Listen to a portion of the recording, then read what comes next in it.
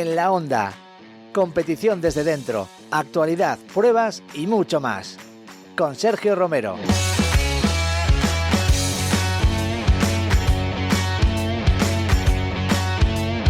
Volvemos a estar de nuevo en la Onda con un episodio donde vamos a viajar en moto, algo que muchos de vosotros estáis haciendo ya o a punto de hacer, porque esta época es ideal para disfrutar de una ruta, ya sea en carretera, off-road, al puerto de montaña de tu zona o al fin del mundo.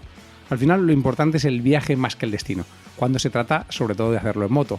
Bea Guirao ha recorrido varios países con la gama 2, la CB650R, la XADV y la NX500 y nos va a contar cómo ha sido y cómo se han portado todas ellas. También tenemos otra invitada en esta ocasión, Ana Carrasco, la campeona del Mundial Femenino de 2024, que este año ha dado el salto al Mundial de Supersport. Da gusto hablar con ella porque a sus 28 años tiene a sus espaldas una larga trayectoria en la que ha corrido en 125, en el Mundial de Moto 3, también en Moto 2 y ha sido campeona del mundo de Supersport 300. Además nos va a hablar de su nuevo reto y su nueva moto, la CBR 600RR. Hablando de la CBR, he tenido la suerte de correr la primera carrera de la Copa de España de Velocidad Evo, un campeonato de la RFME donde compiten las 600 y las 7,5 hasta 1995. El bueno de Víctor López, que este año disputa su primer TT en la isla de Man, después de ganar el Mans GP en Super Twin hace 2 años, me ha dejado su CBR 600F de 1995 con la que él fue campeón en 2023 de esta Copa y ha sido una experiencia brutal. Porque mi primera carrera fue en 1998 en el circuito del Jarama, precisamente con una CBR 600 del año 92, así que no podía ser un remember mayor volver con esta moto al circuito madrileño. Y luego ver en ese paddock las motos de la época y la gente de los 90 también ha sido increíble. Y además hice de segundo en carrera, así que solo le puedo dar las gracias a Víctor y a su padre Juan Carlos por dejarme su preciosa CBR con decoración Rothmans. Volviendo a la carretera y a los viajes, vamos a tratar un punto muy importante de la moto que no me canso de recordar, que es la seguridad. Anesdor ha lanzado una campaña muy interesante y la vamos a analizar con su secretario general, Chema Riaño. No os mováis. Viajamos con la gama 2 de la mano de Bea Guirao. Me parece una pasada. La verdad que es que justo yo me saqué el carné cuando empezó el A2 y yo me acuerdo que en cuanto a motos pues había muy pocas opciones o todo lo que había era como que muy poco apetecible. Y es que claro, ahora pruebas estas motos y dices, es que la gente con A2 tiene opciones muy chulas. Ana Carrasco y su aventura en el Mundial de Supersport. Son muchas cosas nuevas, todavía me faltan muchos kilómetros encima de esta moto para poder ser realmente competitiva, pero ya te digo, siento que tengo el tiempo, que tengo la confianza y el respaldo para poder tomarme mi tiempo y crecer poco a poco, así que de momento estoy muy contenta y con muchas ganas de seguir evolucionando. Seguridad con Dani Pedrosa y Ramón Forcada. Estamos aquí hoy para hablar de los ARAS, que son los sistemas avanzados de ayuda a la conducción. Como sabes, en los últimos años, tú que también no solo que has trabajado en MotoGP, pero que también tienes moto y vas en moto a diario, la tecnología ha evolucionado mucho y se ha aplicado en muchas partes de nuestra vida, también al usuario final en las motos, y hoy vamos a explicarles un poco pues, a todos estas nuevas tecnologías, cómo se aplican, qué les benefician y cómo les ayudan. Esto es En la Onda. Escúchanos en iVoox, Apple Podcast y Spotify. Suscríbete para no perderte ningún episodio. La prueba del mes. Vuelve con nosotros al podcast la periodista, presentadora y creadora de contenidos Bea Guirao para contarnos su periplo a lomos de la gama A2 por los países del este. Hola Bea, ¿qué tal estás? Hola Sergio, ¿qué tal? Bueno, encantada de estar aquí una vez más. Yo también de tenerte, que hemos sido compis en la tele muchos años y siempre está bien, aunque sea, no nos vemos, pero nos escuchamos, que también está bien. Sí, si nos podemos ver en alguna presentación, también mejor. Ya ves. Oye, no has parado últimamente, ¿no? No, estoy en casa y es que estoy que no me lo creo, la verdad. Porque el que te siga por las redes sabrá que tu vida últimamente ha sido intensa y de mucha moto, que eso siempre es una cosa buena. Sí, muchos kilómetros y muy divertido. Aburrirme no me aburro. ¿Cómo ha sido, hablando de kilómetros, ese viaje por Eslovenia y por Croacia? Porque en las fotos se veía espectacular. Ha sido una pasada. Porque sí que es verdad que al principio veíamos que nos iba a llover todos los días y luego que va, nos ha hecho muy buen tiempo, nos llovió un día, pero los otros maravillosos.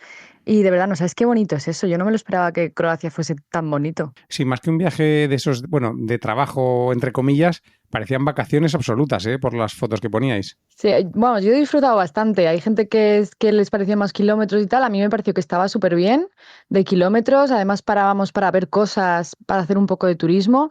Y sí, la verdad que para mí ha sido un poco también vacaciones y relajado y disfrutar. Qué bien, qué bien. Bea, tú estás acostumbrada a llevar todo tipo de motos y en esta ocasión habéis viajado con la gama A2 de Honda, bueno, con parte de la gama limitada a 35 kilovatios, que está pensada para usuarios con poca experiencia, ¿no? ¿Qué te ha parecido en general para alguien que se acaba de sacar el carnet de estas motos? Me parecen una pasada. La verdad que es que justo yo me saqué el carnet cuando empezó el A2 y yo me acuerdo que en cuanto a motos, pues es que había muy pocas opciones o todo lo que había era como que muy poco apetecible. Y es que claro, ahora pruebas estas motos y dices, es que la gente con A2 tiene opciones muy chulas.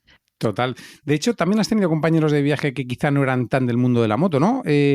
¿Cómo les ha ido y con qué moto has visto de las tres que llevabais que se han encontrado más cómodos? Pues es impresionante porque, claro, de primeras, igual que me pasa a mí, la CB, que es preciosa cuando la ves, la CB 650R, pero luego, por ejemplo, que la NX, que es más alta y mucha gente que con menos experiencia le daba cosa porque era más alta y tal, y parecía más trasto, pero luego a la hora de usarla es la que más gustó entre la gente. Luego hicieron un ranking y la gente se quedaba con la NX, que habían ido súper cómodos y muy bien. O sea que a pesar de ser como la más alta y tal, era la que más gustaba a la gente de A2. Qué curioso. Y bueno, vamos a hablar de las tres motos porque estaban las tres, como tú bien has dicho. Y también estaba un scooter tipo sub, una cosa, un formato nuevo que metió Honda en su día. Una Naked y una Trail, ¿no? Vamos a empezar con ese motoscooter que es la XADV. Venga, a ver, yo es una moto, te voy a ser totalmente sincera. Yo la veía por la calle y a mí estéticamente no me gustaba, ¿vale? Pero por ejemplo, para mi hermano era su moto favorita. Eso pasa que hay muchos chicos que esa moto les alucina por concepto y en cambio hay gente que quizá les parece rara, ¿no? Sí, sí, sí, yo, nada, no te preocupes. Si yo la veía y pensaba, es que estéticamente no me gusta. Ahora, eso sí, al verla ahora de cerca, probarla y tal, me parece un motón. O sea, eh, realmente es un concepto como muy polivalente, ¿no? Que te vale como para muchas cosas, pero no deja de ser una maxi scooter con hueco para el casco. No sé, a mí me parece que para alguien que busca una moto de verdad, o sea, algo potente, algo grande y tal, pero que también busca esa comodidad de la scooter, está genial. Sí, a mí me ha gustado porque esa moto siempre tiene como una horquilla, ¿no? Y una suspensión y un chasis más o menos de moto, ¿no? Así que el comportamiento, como tú dices, es de moto grande, pero con esas ventajas de tener hueco y de no tener que usar el cambio. Sí, además, el primer día nos llovió un poquito Sí. y luego las carreteras, pues eran carreteras muy cerradas, con curvas cerradas, etcétera. Y te lo juro que respondía a la moto como si fuera una moto deportiva. O sea, realmente tiene ese carácter que le puede sacar su lado más deportivo y tal. O sea, que es una moto que a mí me pareció muy completa. Qué bueno. ¿Y qué nos dices de la Naked que has dicho tú, la CB650R? Quizás es la moto más tradicional por concepto, ¿no? Con un motor de 4 cilindros que en su versión sin limitar ya tendría 95 caballos. Aunque esta tiene una novedad, ¿no? Que es el cambio y clutch, que luego ya me cuentas más en detalle cómo es el cambio y clutch, pero ¿qué te pareció esa moto en general más Naked de toda la vida, ¿no? A mí estéticamente es la que más me gusta, porque no sé, yo es como que tiro más hacia ese tipo de moto.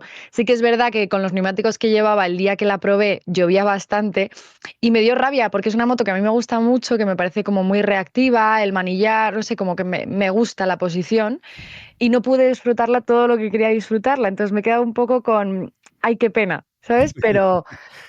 Pero, ojo, es que está genial. Además, como de dimensiones no es muy grande, yo creo que para una persona que está empezando, como que esa barrera de, uy, qué moto más grande, no, tampoco la tienes. Pero sí que luego te subes y es ancha. Entonces, a mí me gusta. Y luego lo de los colores, el gris, que es el que yo llevaba, me parece como muy elegante y me encanta. O sea, a mí justo es estéticamente la que más me gusta. Bueno, tú es que es verdad que ya tienes en casa una moto de 4 cilindros deportiva, así que se acerca bastante, ¿no? De lo que tú has dicho, a tu estilo de moto. Efectivamente, o sea, si las veo las tres puestas y me dices cuál te gustaría tener, pues yo diría esa. Y ya la probaste esta en Inglaterra, también hicisteis un viaje el año pasado, ¿no? ¿Estaba esta la CB650R o era la deportiva? Era la deportiva, teníamos la deportiva, la Hornet, Y no, la deportiva, sí es que son muy parecidas, pero bueno, claro, la deportiva es más mi estilo. Ahí ya sí que es totalmente mi estilo. Y la última era la NX500, que es como tú decías, es una trail ligera, ¿no? Que es fácil de llevar con ese motor de 500 centímetros cúbicos que ya da 47 caballos de serie. ¿Cómo se ha portado también porque luego es una moto cómoda para viajar, ¿no? Y relativamente ágil en carreteras de curvas. Yo creo que es la que más he disfrutado estos días por el concepto de viaje que estábamos haciendo. Y bueno, si es que ya te digo que es la que más eligieron al final, de decir cuál os ha gustado más, la gente decía esa. Y es verdad que el viaje que hemos hecho de rutas, pues eso, largas, las curvas, paisajes bonitos, etcétera, que a veces te encontrabas carreteras como más rotas y tal.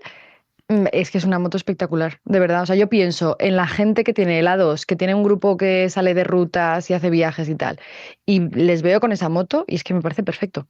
De hecho, las trail entre la gente un poco de la siguiente generación, que tú todavía eres joven, ya se están poniendo muy de moda porque sirven un poco para todo, ¿no? Y hay mucha gente que viaja y hace aventuras en motos trail. Sí, como que se está poniendo más de moda la moto para viajar y este concepto está muy bien porque es súper ligera, no pesa nada, para moverla está bien y luego que en marcha va estupendamente. ¿Y cómo se comportaban estas motos que son limitadas de potencia? Tú que además sí que has hecho viajes con motos más potentes, ¿qué te ha parecido el viajar con motos de 47 caballos? ¿Has notado en algún punto falta de potencia o por el tipo de viaje no necesitabais más? No, es que al final hacíamos rutas con mucha curva. Sí que es verdad que hay momentos pues, que te falta un poco de potencia porque estás acostumbrado a otra cosa, pero yo pensando en una persona, pues yo que sé, mis amigas que las estoy convenciendo para que empiecen y están empezando con el carné A2 y carreteritas de curvas, etcétera, es que no hace falta. O sea, yo no echaba en falta esa potencia, sobre todo la potencia inicial, por ejemplo, la XADV, la Sí. potencia inicial que tiene, vamos, es que está estupenda, o sea, está muy bien. Y no, yo no echaba en falta porque estábamos de curvitas y de viaje y de tal. Yo entiendo que si luego entras en autopista y vas todo recto, igual te falta punta, pero bueno, que tampoco es el concepto. Totalmente. Y ve, además habéis tenido tres tecnologías de cambio diferentes, ¿no? El DCT en el XADV, el iClutch en la CB650R y el cambio manual de toda la vida en la NX500. ¿Qué te parece cada sistema, no? ¿Y cómo es cambiar de una moto a otra? Eso sí que es una locura, porque justo el e-clutch es lo más cómodo que existe, porque lo usas cuando quieres y cuando no lo quieres, está ahí. Entonces, por ejemplo, entrábamos en una ciudad, que si semáforos, que si el coche, que si no sé qué, que si un poco de tráfico, pues es que, o sea, vas como si fuera una scooter. Claro. Y luego que tú ya en curvitas quieres utilizar el embrague normal y corriente como a ti te gusta, lo usas. ¿Qué pasa? Que claro, a lo bueno se acostumbra uno muy rápido. Y yo me acuerdo que probé esa moto y al día siguiente me tocaba la NX que no lo tenía. Y todo el rato de repente paraba y se me calaba la moto y yo, ¡ay, que se me ha olvidado embragar! Pero el e-clutch me parece muy, muy cómodo. Y luego el tema El DCT de las levas, sí, el DCT está bien, pero por ejemplo yo pienso que no es como el e-clutch que lo puedes llevar todo el rato. Las levas es una cosa que las pones solo para hacer las curvas, pero no puedes estar todo el rato con eso. Ya. Porque tampoco la postura de la mano pues no es lo más cómodo. Pero vamos, que la sensación de estar en una scooter con marchas era como, no sé, era divertido. Así que ya te has hecho a la tecnología y luego el cambio manual decías, uff, ahora me hacen trabajar aquí, ¿no? Sí, pero además nos pasaba a todos, que de repente parábamos en un semáforo y veías que a la gente se le calaba la moto y tal, y decías, te has acostumbrado, ¿eh? Yo te tengo que decir que es verdad que ahora que hay muchas motos que ya sabes que también tienen el cambio que te permite bajar, ¿no? Sin cambiar de embrague, solo por Sí. el quick shifter. Cuando llego a alguna que de repente piso y digo, joder, no está bajando la marcha. Y claro, dices, se te enciende la bombilla y dices, es que no tiene el sistema.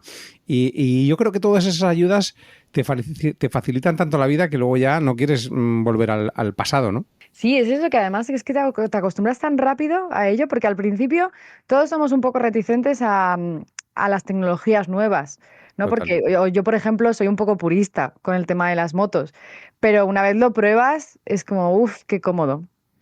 Y lo Totalmente. bien que va, porque si es una tecnología pues que no va muy fina, que cambia mal y tal, pues te da un poco más de pereza. Pero es que funciona súper bien y va muy fino, el cambio de marcha no se nota nada y te acostumbras rápido. Qué maravilla. Pues, ¿sabes que todavía no he probado el e-clutch? Voy a ver si me subo porque Uy, tienes que probarlo. es de las pocas cosas que no he llegado últimamente a probar. Así que, bueno, voy a ponerme las pilas. En cuanto cuelgue contigo, me voy a ver si me dejan una. Pero al principio da cosa, porque claro, tú metes primera sin ni siquiera apretar el embrague. Claro. Entonces, cuando tú estás en neutro y de repente metes primera y como que psicológicamente dices, se me va a Va a calar la saltar. moto. Sí, va a saltar, efectivamente, el Va a típico hacer como saltito. clac. Sí. Pero, o sea, tienes que cambiar el chip en la cabeza y luego es que te acostumbras. Y por el camino, con este viaje, con todas estas motos, con estos cambios, habéis hecho paradas muy interesantes, ¿no? Ya habéis visto 2 motos espectaculares. Bueno, ¿Eso cómo ha sido? La NSR 500 de Duhan, de la que además ya hemos hablado ya en el podcast, y la RC 211V de Valentino Rossi, ¿no? ¿Cómo fue ese momento? pues es que justo estábamos entrando como en la tienda y yo vi los escapes de la de Duhan, de repente así como de refilón y dije, ¿qué es eso? Y ya nos dijeron, no, os vamos a enseñar una cosa y digo, sí, yo quiero verlo. Y yo lo que no me esperaba es que estaba la de Valentino, no la vi. Y fíjate que son preciosas las dos, pero yo al final, porque yo me he crecido con la de Valentino, Claro. te juro que fue ver la de Valentino y como que me entró una emoción que dije, guau, qué bonita. O sea, no podía parar de mirarla. ¿Y cómo fue esa parada? Porque ¿dónde parasteis? ¿Dónde estaban esas motos? Porque yo sé que has puesto los vídeos de cómo sonaba además la 500 y subiéndote en la otra, pero ¿dónde estaban? ¿Cómo fue ese momento de encontrar esas motos? Pues fue un poco, porque no te esperas encontrarte en un concesionario de Croacia esas dos motos, pero es que arriba tenían un montón, tenían motos muy míticas y claro, no te esperas ahí en medio de la nada, de unas carreteras de curvas, encontrarte eso.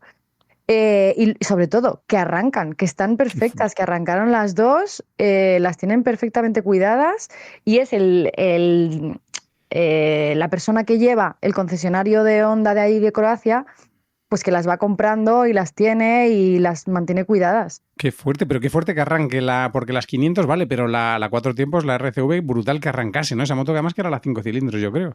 Sí, era la 5 cilindros y le costó a esa, porque la de Duhan arrancó la primera. La otra le costó un poco, pero arrancó. Yo estaba diciendo, no puede ser. Y oye, la diferencia de sonido. Qué brutal. La de Valentino, o sea, la de Duhan ya suena mucho, pero es que en persona la de Valentino te tenías que tapar los oídos porque te dolía. Qué fuerte. Era una barbaridad. Verlo Solo- ahí en persona que dices, madre mía, pero ¿en qué momento esto no me lo esperaba? Solo faltó que os dejasen dar una vuelta, imagínate, con la 500 o con la de Valentino por ahí por la zona. Vamos, yo con que nos dejaran subirnos en la moto yo ya estaba alucinando. Qué maravilla, qué suerte. Sí, Bea, vas a ir a la isla de Man dentro de poco, ¿no? Y creo que además te vas a dar una vuelta en moto. Sí, eso parece. Madre Vaya mía. plan, ¿eh? Es un planazo. Yo estoy todavía que me da un poco de cosa. Bueno, aquí tú eres el que sabe porque tú lo has corrido 2 veces. Que esto te tengo que entrevistar. Un día tenemos que cambiar las tornas y te entrevisto yo sobre esto. Venga, lo hacemos un día, cambiamos ahí de... Bueno, escucha, en el próximo episodio, como tú vas a ir y cuando se emita el próximo ya habrás vuelto, podemos hacer ahí tú me cuentas una parte y yo te cuento las dudas que tengas. Como ya habrás estado ahí en la isla, Perfecto. porque va a ser tu primera visita, ¿no? Sí, la primera vez que voy. Bueno, pues ya me contarás lo que sientes cuando veas pasar la primera moto de 1000, sobre todo por la recta, luego ya eso te acordarás y dirás, por esto me lo decía. Luego vuelves y me lo cuentas aquí en el podcast. Sí, a ver, me da un poco de cosa por el tema emocional, ¿no? Porque hay mucha gente que dice, pues eso, que es muy bonito, pero a la vez es duro. Pero bueno, que me hace mucha ilusión sobre todo poder dar una vuelta. Vamos a dar una vuelta en la Fireblade Sí, por la pista, pero con tráfico, o sea, no cortada. vale. Pero bueno, poder pasar por ahí, ver las cosas, ver las curvas, ver todo lo que hay y luego ver a las motos pasando por ahí, yo creo que va a ser bastante impresionante. Va a ser increíble, sí, ya verás cómo disfrutas mucho. La montaña, que es lo que más se parece a nuestra carretera, a nuestras carreteras, y que eso va a estar en un sentido único, vas a tener los 2 carriles hacia arriba, eso lo vas a disfrutar mucho. Y también tienes que ir a visitar a nuestro Víctor López, que está corriendo este año su primer TT, aunque ya ha ganado el Manx, tienes que ir a verlo. Hombre, por supuesto, sí, hay que dar apoyo a los pilotos españoles que están ahí, 100% iré a ver a Víctor. Bueno, Bea, pues muchísimas gracias por haber estado con nosotros y disfruta mucho del TT y nos vemos en el siguiente episodio para que nos cuentes cómo ha sido. ¿Te parece? Nos vemos en el próximo. A ver el TT qué tal va y te cuento cuando vuelva. Venga, muchas gracias. Oye, un abrazo. Gracias y un abrazo. Adiós. El sol, la brisa, el calor, el frío, el aire, el día, la noche, las curvas, las rectas, las rutas, las carreteras, las pistas, los senderos, el campo, la playa, la ciudad, la velocidad, los amigos, las anécdotas... ¿Te entran ganas de ir en moto? Seas como seas, hay una Honda para ti en tu concesionario oficial Honda.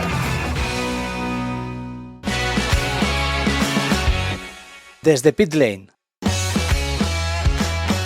En este episodio tenemos con nosotros a una mujer pionera, la primera en puntuar, en ganar una carrera y en ganar un campeonato en el Mundial. De hecho, acaba de ganar su segundo título y se estrena en Supersport. Hola Ana, bienvenida, ¿cómo estás? Hola, ¿qué tal? La verdad que bien, contenta de poder estar aquí. Un placer tenerte porque, te he entrevistado muchas veces, pero nunca, como hasta ahora eras piloto de otras marcas, ahora que estás en Honda es un placer volverte a tener en el plato, aunque sea Muchas virtual. Gracias. Gracias. El año pasado ganaste el Mundial Femenino en su primera edición con un duelo épico hasta el final con María Herrera. ¿Cómo fue la temporada? La verdad es que fue una temporada chula porque, para mí ha sido una temporada importante también, después de, 3-4 años que venía de pasarlo mal, con la lesión de la espalda, después el cambio a Moto 3, me volví a lesionar ahí. Así que habían sido 3-4 años muy complicados para mí a nivel, deportivo.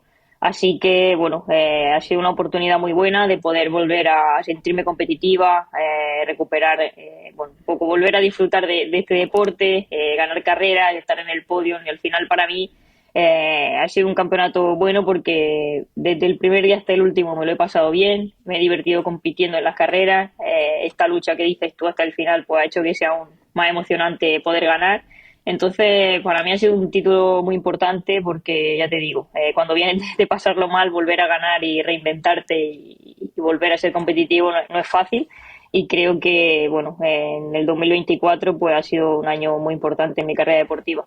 De hecho, tú ganaste el título en Supersport 300 en el 2018, fuiste la primera mujer, como decía antes, en ganar un campeonato del mundo. ¿Crees que la experiencia de haber ganado, de saber que puedes ganar, a pesar de esta época que has pasado mala, como has dicho, te ha servido para gestionar bien en la última parte del campeonato, donde ya se veía que el duelo iba a estar entre María y tú, aunque Sara Sánchez también estuvo por ahí en la lucha, pero has sabido llegar hasta el final como gestionando, jugando muy bien tus cartas? Sí, yo creo que al final la experiencia, no solo del 18, que gané el título, también en el 19 pude luchar por el campeonato con Manu González, en el 20 estaba luchando por el título hasta que me lesioné la espalda. Creo que esa experiencia de cómo gestionar un campeonato, saber lo que es importante para poder ganar, que al final es no cometer errores, intentar sumar puntos siempre, ganar cuando puedes ganar y conformarte con ser segunda o tercera cuando no se puede ganar. Entonces, para mí ha sido, sinceramente, mucho más fácil de gestionar que si lo comparo con el 2018, que llegaba ahí, era una situación nueva para mí, fue muchísimo más estresante, mucho más difícil de gestionar. Y en 2024 la verdad es que para mí no ha sido muy complicado el gestionar esta presión. También creo que he sabido jugar mis cartas muy bien dentro de la pista y fuera, que eso también es muy importante. Así que, creo que la experiencia seguramente me ha ayudado a poder vivirlo todo de una forma más calmada y tomar decisiones con la mente más fría. Sí, señora. En 2022 y 2023 estuviste, como has dicho, en el Mundial de Moto 3. Así que en 3 temporadas vas a haber pasado por 3 categorías y 2 paddocks muy distintos. Cuéntanos en qué se diferencian el Mundial de MotoGP y el Mundial de Superbike, donde ya has dicho tú alguna otra vez que estás muy cómoda. Bueno, la diferencia más grande al final ya sabemos que son las motos. MotoGP son prototipos, Mundial de Superbike son motos de calle, al final derivadas de la serie que se preparan para competir. Más allá de eso, pues sí que al final la forma en la que se funciona en el campeonato es muy parecida porque los dos campeonatos pertenecen a Dorna, el mismo organizador, y al fin y al cabo pues el modo de funcionar es parecido. Sí que en el Mundial de Superbike pues al final tenemos 2 carreras por fin de semana, es como, la acción en pista es casi siempre competir. Tenemos muy poco tiempo de entrenamiento libre, pero hacemos superpole, 2 carreras durante el fin de semana, así que es como, para el piloto es como más emocionante el poder competir más veces durante el fin de semana. ¿Y el trato con la gente o las relaciones, la forma en la que te mueves por el paddock, eso también cambia o ya más o menos son 2 campeonatos muy parecidos en cuanto a cómo estás en el paddock, cómo lo vives? Bueno, al final yo creo que depende de cada uno. En mi experiencia sí que es cierto que desde el primer día yo siempre me he sentido muy cómoda en el paddock de Superbike, también muy valorada por el campeonato, por los equipos, por la gente que está allí. Entonces, pues para mí el paddock de Superbike es mi casa. Y hoy me siento cómoda desde el primer día. Aparte, bueno, ya te digo, estoy donde quiero estar. Y sí que es cierto que el Mundial de MotoGP pues quizás tiene menos convivencia con otra gente, pero también porque al final los horarios son muy apretados, hay diferentes categorías, es difícil coincidir todos fuera de la pista, pero también me sentí siempre bien allí. Sí que mi etapa en el Mundial de MotoGP ha sido como en partes, porque primero estuve 3 años, luego me fui y luego volví otros 2. Pero ya te digo, yo siempre en ambos me he sentido muy bien, pero sí que es cierto que tengo un cariño especial al Mundial de Superbike porque considero que soy piloto y soy quien soy gracias a este campeonato. Bueno, y aquí has corrido, tú lo has dicho, has explicado, muchas categorías en diferentes campeonatos. Este año pasado fue la primera vez que corrías en una categoría solo femenina. ¿Hay alguna diferencia entre correr una categoría femenina y una mixta o no hay? Para mí no lo hay. Al final todas las categorías son iguales. Tienes que intentar ir lo más rápido posible. En todas las categorías siempre hay gente que va rápido. Siempre hay gente que te lo pone difícil. Entonces para mí ha sido una categoría normal y corriente. La asemejaría un poco a cuando estuve en Supersport 300, porque es un tipo de moto parecida. Al final las carreras se deciden un poco en el cuerpo a cuerpo dentro del grupo, pero hace que sea una categoría divertida, y yo creo que el año pasado fue una temporada bonita de ver también desde la tele, porque todas las carreras pues fueron de pelea hasta la última curva, y eso cuando haces un campeonato así, la verdad que mola mucho. Te tengo que decir que estuve siguiendo esos duelos que tuviste y los vi porque eran carreras ahí emocionantes con unos piques buenos, además que os conozco muy bien a las dos y disfruté viéndoos en acción.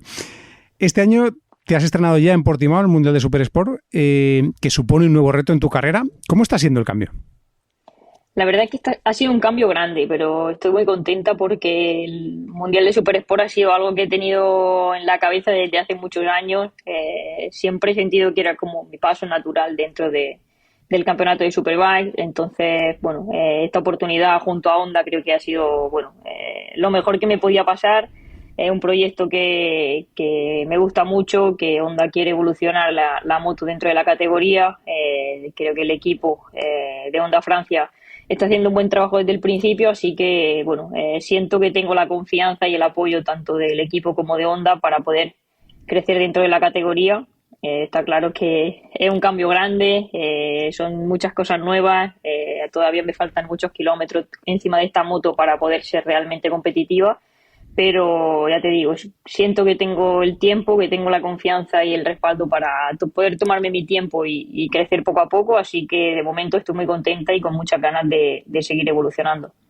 Justo me has respondido un poco a la siguiente pregunta de cómo estaba siendo tu llegada, tu entrada en Honda, por decirlo de alguna manera, que siempre has corrido con otras marcas, y que cómo es tu equipo exactamente en particular, ¿no? ¿Qué me puedes contar del equipo en el que estás integrada en el Mundial? Bueno, el equipo al final es un poco nuevo, se creó directamente para este año, y sí que es cierto que a día de hoy aún estamos todos como encontrándonos en la forma de trabajar, pero tanto en cuanto a mi equipo personal, mi técnico, que es una persona con bastante experiencia dentro del campeonato del mundo de Supersport, ha estado muchos años, por ejemplo, con Onku.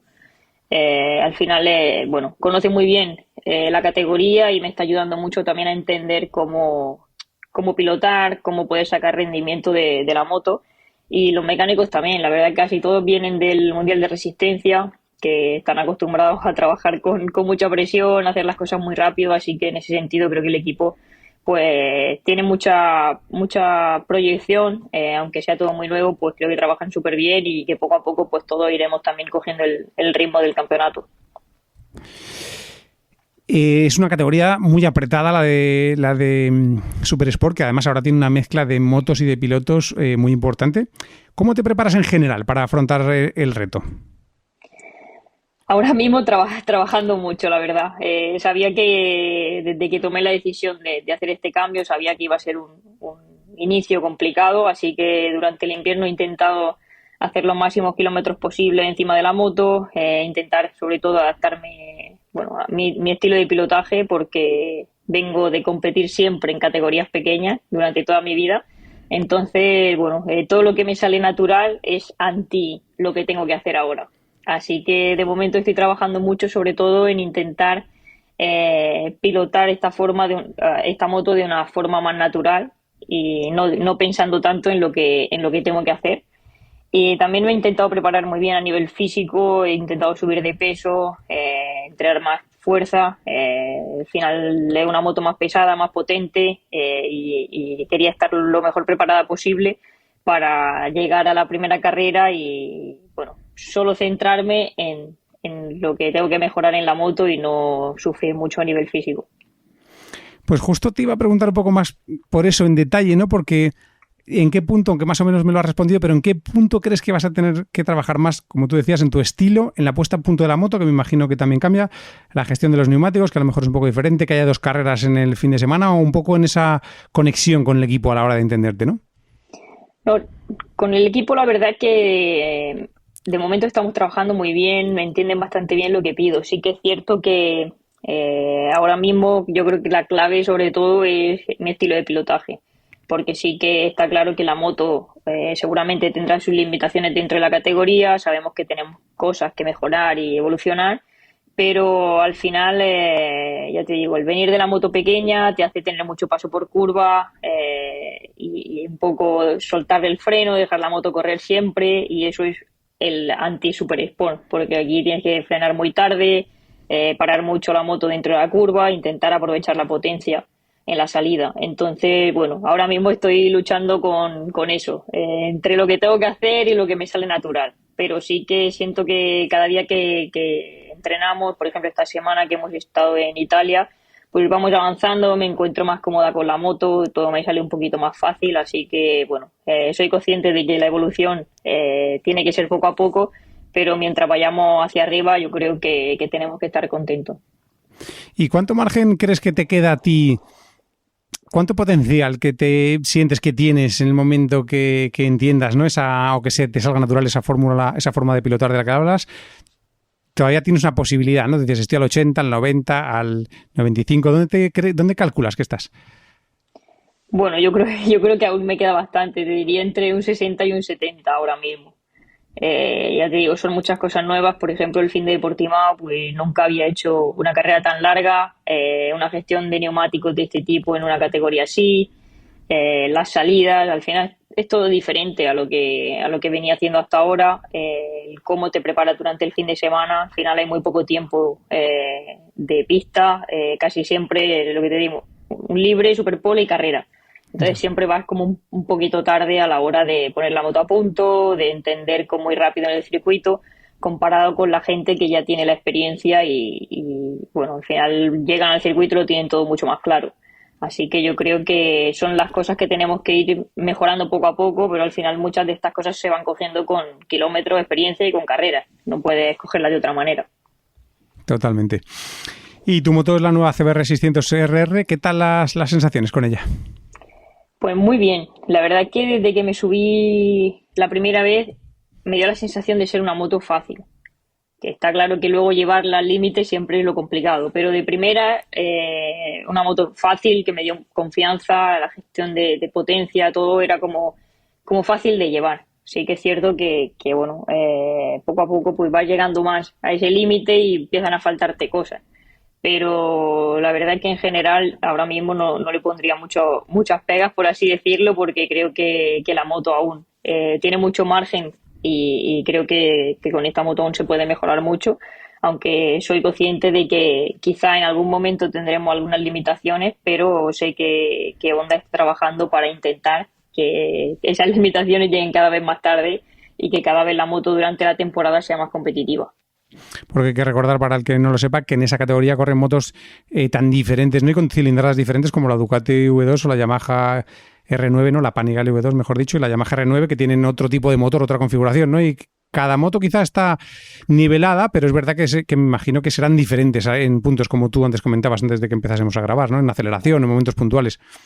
Sí, al final está claro que en cuanto a cilindrada tenemos el motor más pequeño, así que tenemos que trabajar mucho más a nivel de chasis, sobre todo, que la moto pues te permita tener esa confianza de frenar muy tarde, hacer que la moto gire muy bien, acelerar muy bien, porque luchamos contra motos pues que tienen mucha más potencia que nosotros. Entonces sí que, bueno, a veces la salida de curva, está claro que competir, por ejemplo, contra una Ducati, pues tiene muchísimo más par que nosotros, la configuración de motor es diferente, aceleran mucho más, aunque luego en velocidad punta, pues quizá tienen menos. Entonces, pues al final es una categoría en la que cada tipo de moto tiene unas características y sí que depende contra quién luches, pues tienes que jugar de una manera u otra. Pero está claro que nosotros, pues siendo la cilindrada más pequeña, tenemos que ser muy perfeccionistas a la hora de poner la moto a punto para poder pilotar cómodo, no cometer errores, porque, bueno, aunque en velocidad punta vamos muy bien, pues en aceleración tenemos un poquito más de problemas. ¿Y qué diferencias hay entre tu moto de carreras y la moto de serie? Que creo que también has probado la moto, la CBR 600 de más o menos de serie con la del equipo. ¿Hay mucha diferencia o son motos más o menos parecidas? Bueno, al final la base es lo mismo. Sí que es cierto que, bueno, trabajamos un poquito más con las suspensiones para cada piloto. Los motores, evidentemente, pues están un poquito más preparados. Escape, un poco así lo que se puede hacer dentro de la categoría, pero sí que la base, al final, el chasis es 100% el mismo. Cambia poco. Yo los primeros días entrenando en casa me dejaron la CBR de serie y estuve entrenando como 2 semanas con ella antes de empezar a cambiar suspensiones y todo eso, y es una moto que va bien. Al final sale con shifter, con blipper, tiene todo lo que usamos nosotros en las carreras, lo tiene la moto de serie, así que yo de hecho la tengo para entrenar para mí. Y lo único que le he hecho es cambiar la horquilla y amortiguador trasero, porque sí que es cierto que para ir rápido al final tienes que adaptarlo un poquito, pero la base de la moto te diría que es 100% la misma. Y hablando de motos, porque vaya el lío de motos que has tenido últimamente, ¿no? Porque has pasado una temporada con una Moto 3 que es súper rígida, que tú lo has dicho, que son motos de competición, ¿no? La R7, que era la de la moto de la Copa del Mundial, perdón, que es muy, muy de calle, y ahora la CBR, que como has explicado, es de serie, pero bastante preparada. Mentalmente también es difícil toda esa gestión de cambio cada temporada de pilotaje o de estilo de moto. Sí, al final depende un poco hacia dónde vas. Así que, por ejemplo, mi adaptación a la Moto 3 fue un poquito complicada porque venía de estar muchos años compitiendo con motos de calle. Llevaba 5 temporadas en Super Sport 300 y adaptarte de una moto así a una moto tan rígida como la Moto 3 fue un paso complicado porque sientes mucho menos dónde está el límite, cuándo te vas a caer.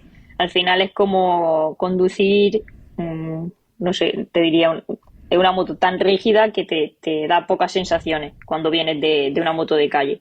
Entonces ese cambio para mí fue difícil, pero el cambio de Moto 3 por ejemplo, el año pasado en el Campeonato del Mundo Femenino no fue tan complicado porque era como volver a una cosa parecida al Super Sport 300, que era algo que tenía por la mano.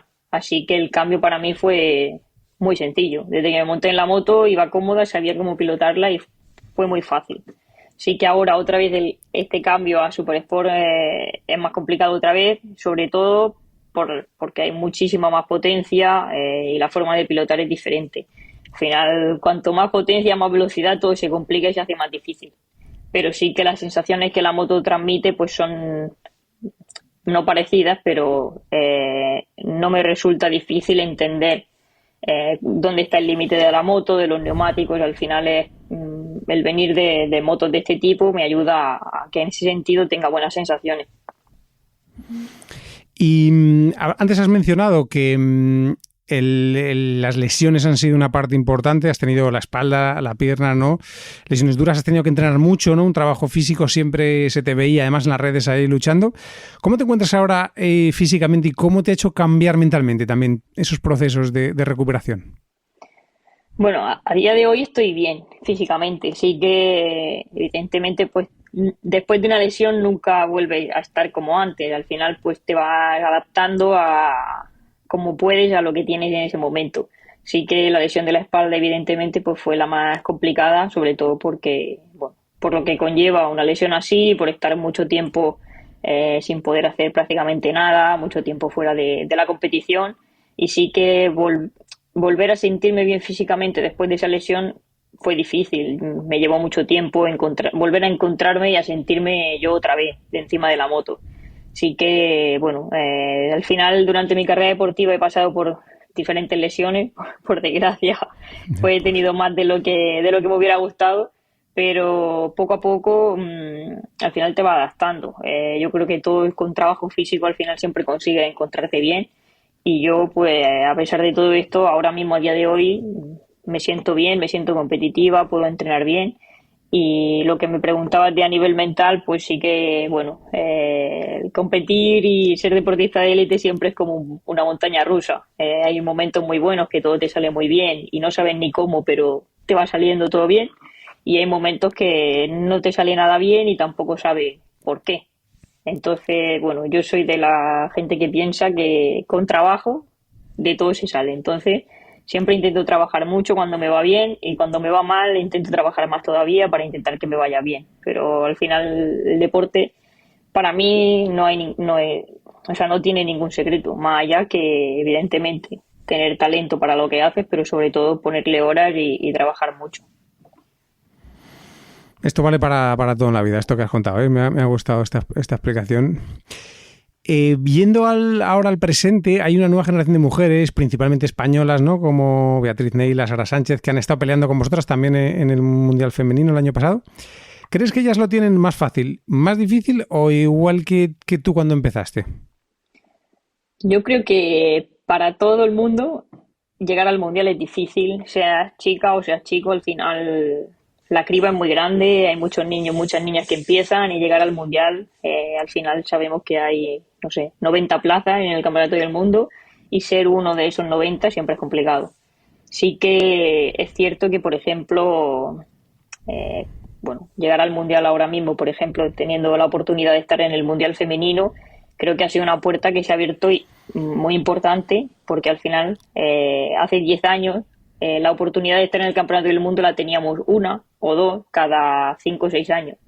Ahora, a día de hoy, cada temporada hay 25 pilotos con 25 oportunidades dentro del campeonato del mundo. Yo creo que evidentemente las puertas están mucho más abiertas. Está en el sitio para que la gente te vea, los equipos te vean, las marcas te vean, está en la televisión, dentro de un campeonato muy importante. Entonces, bueno, yo creo que no diría que lo tienen más fácil, pero sí diría que hay más oportunidades que hace 10 años cuando llegamos nosotros al Mundial de Moto3. Más o menos en esa época, cuando te conocí ya hace unos cuantos años, que fue tu segunda temporada del CEB en Moto3 en 2012, pero tú habías corrido el anterior en 125 GP, con unas motos de 2 tiempos que eran difíciles de llevar. ¿Crees que las 2 tiempos hacían pilotos más técnicos? Creo que, no sabría decirte, creo que la 125 era una moto muy difícil, muy, muy difícil, porque la potencia venía muy de golpe, tenías que pilotar siempre la moto llevándola muy alta de revoluciones, entonces el poder ser rápida con una moto así era muy difícil, pero sí que hablando a nivel general, tanto en todos los campeonatos, pero sobre todo en el Mundial, la moto hacía mucha diferencia comparado con si tenía una moto oficial o no. Yo creo que el cambio al 4 tiempos ha dado la oportunidad de que a nivel mecánico todo se iguale mucho más y el piloto tenga la ocasión de poder marcar la diferencia por su pilotaje. Entonces, bueno, que si en 125 hubieran sido todas iguales, usted diría, pues a lo mejor el que era más fino, pilotaba mejor, se equivocaba menos, seguramente marcaba la diferencia. Pero creo que a mí el cambio al 4 tiempos ha sido algo que me ha gustado, sobre todo porque, ya te digo, la igualdad mecánica es mucho más, evidentemente siempre hay diferencias porque esto es competición, pero que un piloto esté el 20 y pueda ganar una carrera, te lo da el que la igualdad mecánica pues esté muy, muy equilibrada. Y hablando de ese CEP 2012 en el que eras prácticamente una niña y muy tímida, ¿cómo te ha hecho cambiar en lo personal vivir tantas temporadas en los diferentes campeonatos y viajando por todo el mundo? Bueno, creo que a nivel personal sigo siendo la misma, no he cambiado mucho. Sí que es cierto pues que, como dices tú, era muy tímida, me he abierto mucho más, ahora hablo más, me dan menos vergüenza las cosas, pero sí que en mi vida personal no he cambiado tanto. Sí que es verdad que, bueno, por lo que he ido viviendo durante todos estos años, sobre todo en lo deportivo, pues me ha hecho, yo creo, ir creciendo como persona, madurar, entender bien el deporte y la vida seguramente. Entonces sí que al final yo diría que tengo mucha más experiencia y otra visión de las cosas, pero en el fondo pues sigo siendo la misma. Y bueno, ya nos has contado un poco cómo es esta adaptación y me imagino que este es un año de transición, ¿no? Pero ¿cuál es un poco tu objetivo, tu visión esta temporada y la que viene en el Mundial de Super Sport 600? Bueno, que ya no es 600, es Super Sport solo. Este año, sobre todo, el objetivo principal es aprender, intentar aprender lo más rápido posible. Está claro que, como yo digo, es difícil llegar y besar el santo. Entonces hay que ir poco a poco, intentar que la evolución sea siempre ascendente, que no siempre pasa. Al final siempre hay, carreras, momentos que te encuentras peor, que los resultados tampoco van. Es muy difícil ir siempre hacia arriba. Pero sobre todo intentar que la progresión sea constante, que el año acabe mucho mejor de lo que ha empezado y que con esa experiencia pues me dé la oportunidad del año que viene empezar la temporada desde otro punto de vista, al final pudiendo realmente marcarme un objetivo y a por ello durante el 2026. Pero yo creo que ahora mismo estamos como un poco construyendo la base, los cimientos y para intentar hacer la casa el año que viene. No lo podías haber explicado mejor. Ana, muchas gracias, un placer tenerte aquí con nosotros. Espero verte en Cremona, a ver si coincidimos ahí en el paddock. Igualmente, muchas gracias por invitarme. Y mucha suerte esta temporada y la que viene. Muchísimas gracias. Que vaya muy bien. Chao. El reportaje. Hoy tenemos con nosotros de nuevo a José María Riaño, secretario general de Anesdor, para hablar de seguridad. Hola Chema, un placer tenerte de nuevo aquí con nosotros. Hola Sergio, el placer es mío de compartir este rato contigo. Ya has estado en bastantes ocasiones con nosotros en el podcast hablando de muchas cosas, como siempre tratáis la seguridad en Anesdor, y estamos en una época de mucha actividad en moto y desde vuestras plataformas estáis dando también información sobre seguridad y ofreciendo cursos de formación, ¿no? Sí, a ver, la formación para nosotros y en el caso de la moto es una cosa básica, ¿no? Tradicionalmente siempre se ha enfocado la formación en el momento de sacarte el carnet, ¿no? La autoescuela, pero nosotros estamos ahora insistiendo mucho en estos cursos post-carnet, en estos cursos de perfeccionamiento, cursos de conducción segura, que nos parece que en el caso de la moto son especialmente eficaces. Y cuéntame, porque también vosotros en vuestras diferentes plataformas, ¿no? Con Vive la Moto, que estáis en las redes sociales y en YouTube, hacéis publicaciones sobre consejos puntuales y también hay vídeos más en profundidad que hace la periodista y nuestra amiga Judith Florensa. ¿Cómo es ese contenido que tenéis vosotros preparado, digamos, para que la gente esté un poco al día y se informe de aspectos importantes de la conducción? Bueno, pues como tú dices, vamos un poco tocando todos los palos, ¿no? Desde consejos de conducción, consejos a la hora de elegir accesorios, de elegir equipamiento, que sí qué tipos de prendas, vamos tocando un poco de todo. Ahora estamos insistiendo especialmente en los cursos de conducción. En los cursos de conducción estamos en una campaña europea que hacemos con nuestra asociación europea, ACEM, y con la FIM, con la Federación Internacional. Y bueno, la verdad es que hace ya unos cuantos años que pusimos en marcha un sello de calidad para distinguir lo que es un curso, digamos, de buena calidad.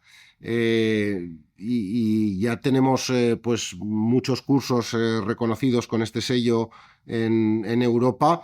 Y bueno, y en particular aquí tenemos la escuela, el Honda Instituto de Seguridad, el GIS, que está certificado con este sello europeo.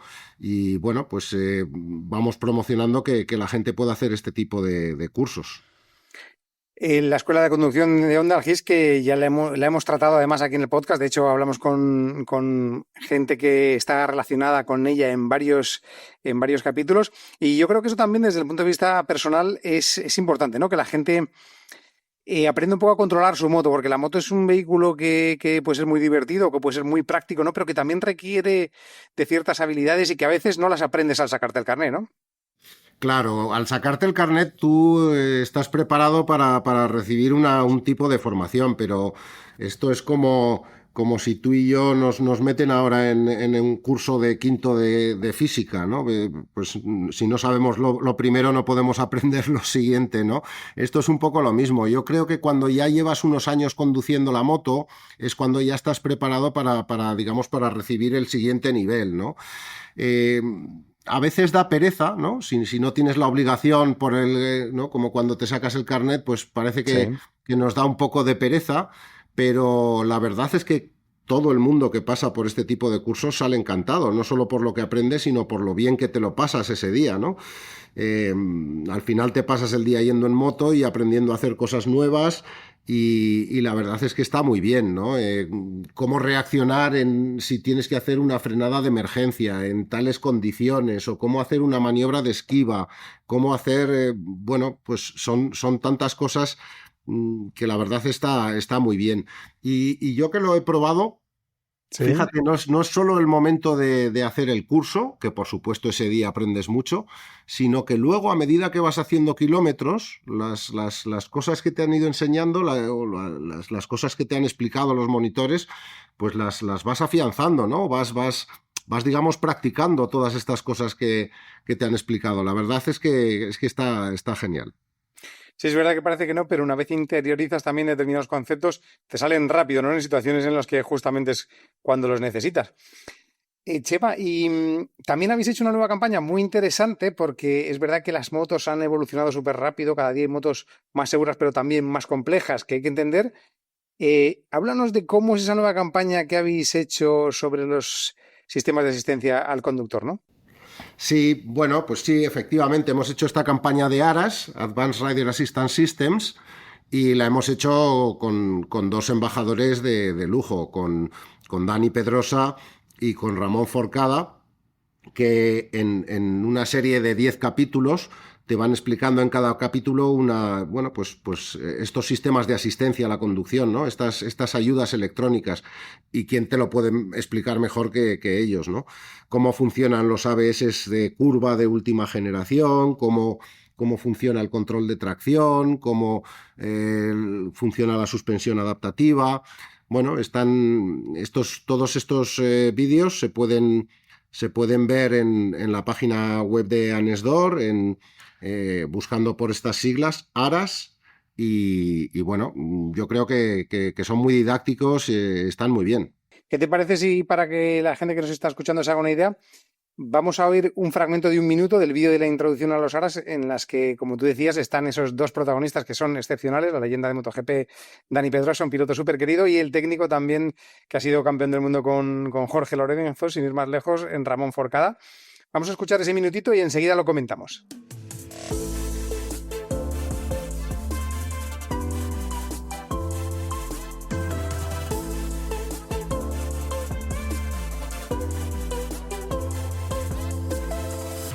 Hola Ramón. Hola. Estamos aquí hoy para hablar de los ARAS, que son los sistemas avanzados de ayuda a la conducción.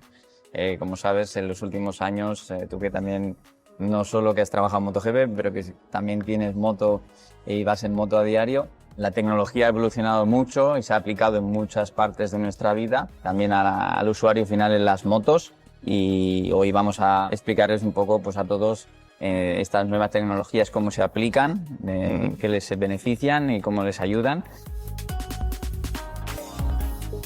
La ventaja es que las motos modernas tienen mucha electrónica. Entonces todo lo que es mecánico, con las motos antiguas, que es lo que era aceleradores, todos los sistemas de suspensión, todo lo que es mecánico lo tiene que hacer el piloto. Ahora tenemos una ventaja, que como todo es electrónico, esto lo podemos programar o lo podemos hacer funcionar autónomo casi. Y sobre todo, como bien has explicado, toda la tecnología lo que nos ayuda pues es adaptar un poco la moto en tiempo real a las situaciones que hay en la carretera o que puede haber en la conducción. Después, sobre todo, prevenir cualquier situación peligrosa que pueda haber. y también pues en caso de fallo, en caso de cometer un error, de no leer bien la carretera, pues corregir los errores que cualquier conductor o piloto pueda cometer. Podemos clasificar todos estos sistemas en 4 grandes grupos. El primero sería la asistencia dinámica, que afecta sobre todo pues los comportamientos de la moto, tanto de suspensiones como la entrega de potencia, control de tracción, también pues todo el sistema de reparto de frenado. Hay otro grupo que es muy importante porque la moto está en el garaje, es muy bonita, pero la moto se mueve en un entorno. Entonces, si podemos monitorizar, podemos saber todo lo que pasa en ese entorno, esto nos puede ayudar muchísimo a que la moto sea capaz de comportarse de una forma adecuada a cada circunstancia. El tercer grupo son los sistemas de mejora de la visibilidad, que es un apartado importantísimo en las motos, ya que estamos muy expuestos los moteros. Entonces, no solo el aspecto de lo que tú puedes llegar a ver, sino también de cómo los otros te perciben y cuánto te pueden ver, con lo cual tenemos tecnología muy buena en este sentido, con luces adaptativas, también señalización en casos de emergencia a nuestro entorno.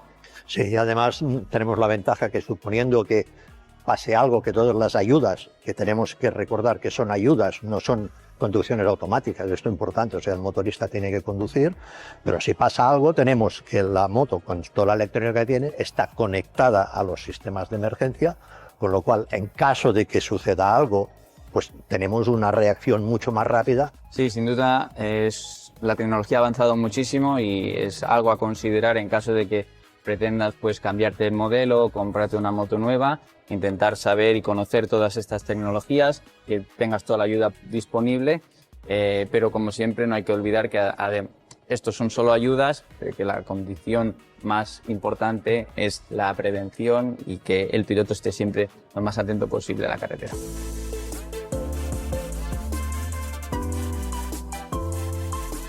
Chema, da gusto escuchar a Dani y a Ramón, porque realmente uno desde el punto de vista de pilotaje, ¿no? Dani es un tío que ahora mismo está además desarrollando las motos de MotoGP y Ramón, que es un técnico que ha trabajado toda la vida en MotoGP. Da gusto que ellos te cuenten cosas, ¿no? Te acerquen esta tecnología. Pues sí, la verdad es que está genial. Y fíjate, yo creo que nos ha faltado un vídeo por hacer que es que el making of, ¿no? El día que lo grabamos todo esto, porque la verdad es que fue divertidísimo compartir con Dani y con Ramón, porque ellos nos iban explicando, ¿no? Veíamos tal sistema en la moto, veíamos tal cosa, y ellos te iban explicando cómo hace no sé cuántos años en MotoGP empezaron a implementar esta tecnología, ¿no? Porque al final MotoGP y la competición es el campo de desarrollo, ¿no? Para las cosas que luego terminan por llegar a las motos de calle. Y fue muy chulo estar con ellos y recibir sus explicaciones de cómo se habían ido desarrollando todas esas cosas que ahora están en las motos de calle. Totalmente, que yo creo que siempre esa parte súper bonita, ¿no? De ver el making of, lo que hay detrás del vídeo que te llega, ¿no? Ver cómo, y sobre todo gente como ellos dos, que como tú dices, da gusto escucharles porque han vivido todo el desarrollo en sus carnes. Pues sí, lo explican muy bien, hacen fácil, ¿no? Las cosas difíciles las explican muy fácil. Yo creo que lo bueno de estos vídeos es, pues eso, entender un poco todas las ventajas que tienen las motos modernas, ¿no? Y ver que verdaderamente te pueden salvar en un momento difícil cuando